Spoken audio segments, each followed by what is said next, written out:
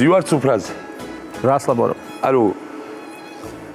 კახელებზე ახლა ვინ გაგახსენდება ბატონი გეგე სულხანიშვილზე უკეთესი ან იუმორით, ან თამადობით, ან კახელობით, რა ვიცი, ყველა ნავაროტია. ვანო იანტველიძე. ყველა ნავაროტი და ბატონი ვანო იანტველიძე. ვზივართ პახმელის, სუფრარი, ქორწილის მეორე დღეა.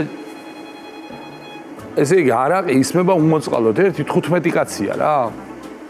მაგრამ არყის მარი ელცინს არ ეხება იმდენი არაყი და ლეონი იქ რაც არაყი დაილია იმ დღეს და ეს კახეთში ხართ ხო? კი კახეთში და მოკლედ რა ხდება ახლა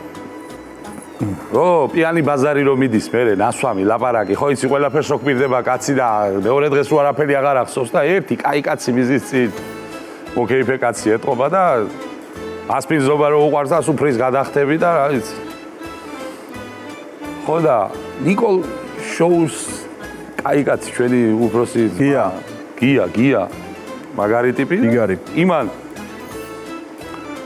ტელეფონი ურეკავდა ვინ გირეკავსო ესეუბნება ხალბატონი მირეკავსო ჩემიო ჩემი კნეინა ასე უძახიან ახლა მეუღლეებსა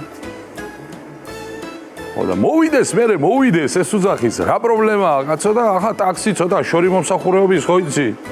ტაქსის ფულსო მევიხთიო და მერი და ახლა ამას და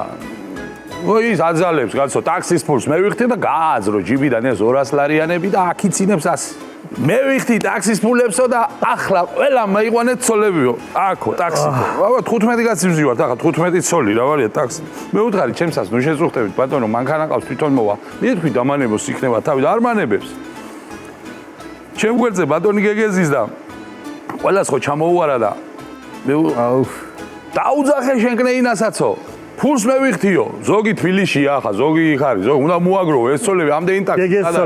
მე ვუთხარი ბატონო ჩაიდო ახლა ეს ფული ისე ჯიბეში და ამოაძრო ერთი ცალი და კიდე აქნევს არ ჩერდება ეს კაცი აქნევს ამ 200 ლარიანი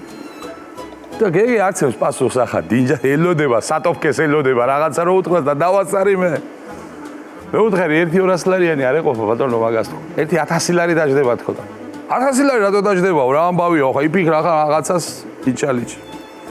მე ვუთხარი ორი მეუღლე გარდაცვლილი ყავს და 4 ცოცხალი და 4 ტაქსი დაჭირდება და 2 კატაფალკა და გეიჭედები ფულში შენ უეჭველი თქო და აატყდა ერთი ამბავი მოკლეს კინა ღამი